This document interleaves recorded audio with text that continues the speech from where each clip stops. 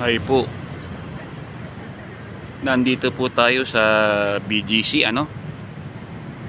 binibisita natin yung kaibigan, yung artista ni Mami Kitchen na babae po, no? Naging kaibigan na rin natin siya. So itong nakikita ninyo, ito ang tinatawag na BGC Water Tank Detention Center. Ang tawag sa bilog na ito, yan, makikita niyo, bilog po siya, no? Ang tawag dito, Burger Circle. So ang ilalim nito, yan ay isang water tank detention center.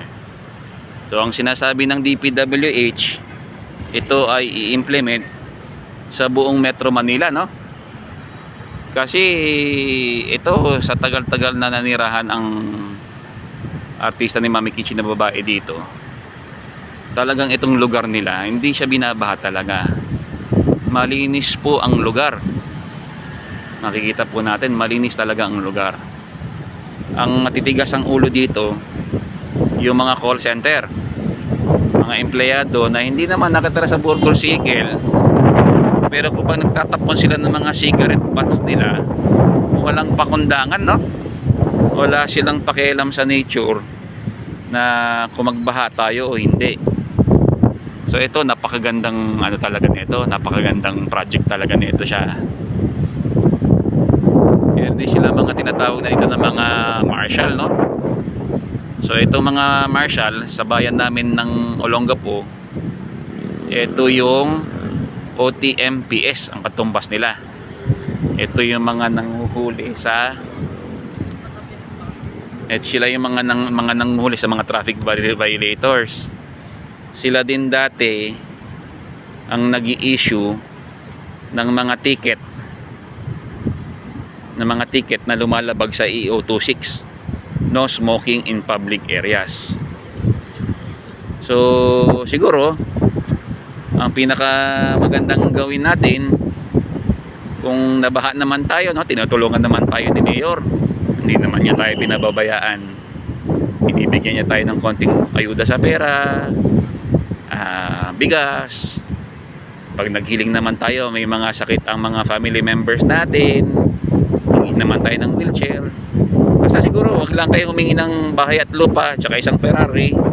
Kung kaya naman ni Mayor ibigay yung binibigay niya, binibigay naman po, no? Pero yung konting disiplina sana natin na maibibigay natin sa City Hall, sa ating nanunungkulan,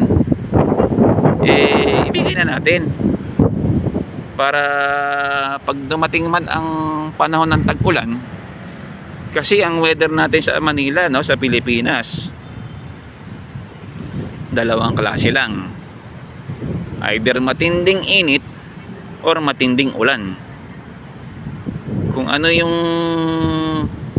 ano yung ginagawa natin sa kapaligiran natin, no? So pagka ginagantihan tayo nito, masaklap, nababaha tayo, nalaleptospirosis tayo, yung inconvenience natin to travel, nasisira yung mga gamit natin, di ba?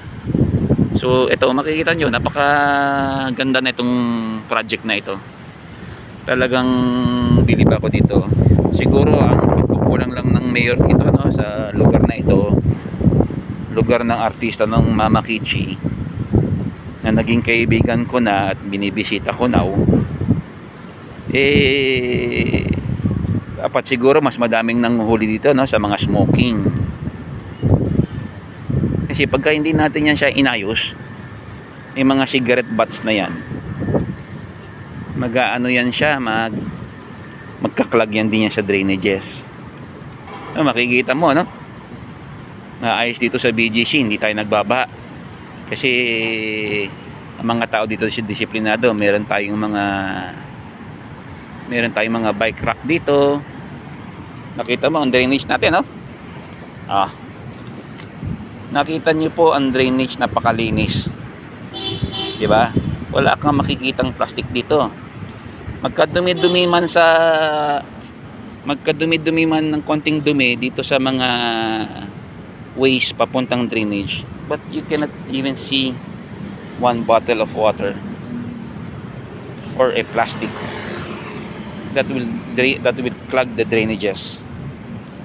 Yan, makikita po natin, no? Napakalinis niya, no?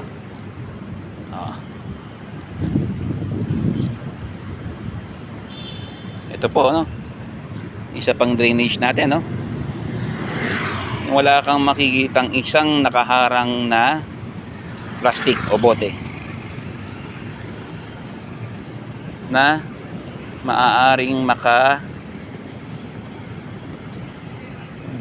makaklag ng drainage, na pag bumuhos na ang matinding ulan, magbaha. Ayan po, no? Makikita po natin, no?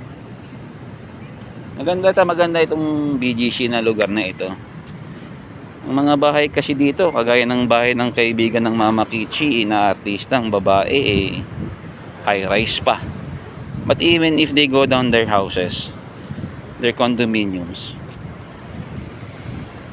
wala kang makikitang baha sa kalsada, no? So ang pinaka siga dito at pinaka matitigas ang ulo dito, mga trabahante na hindi naman taga BGC pero wagas kung magsigarilyo, no? Kahit mismong mga security guards ng nila, kung saan building sila nagtatrabaho, nakikita sila, no, na lumalabas sila ng opisina, siging sigarilyo kaliwat kanan, no? Wala silang pakundangan. So bawal po yan. Yan ay pirmado ng naging Mayor Cayetano, at pirmado yan ng Malacanang EO26 po. Hindi po tayo pwede magsigarilyo sa pampublikong lugar. So kung gusto natin na hindi tayo binabaha, siguro ang pinakamagandang gawin natin, huwag din tayo magtapon ng basura kaliwat kanan. Salamat po.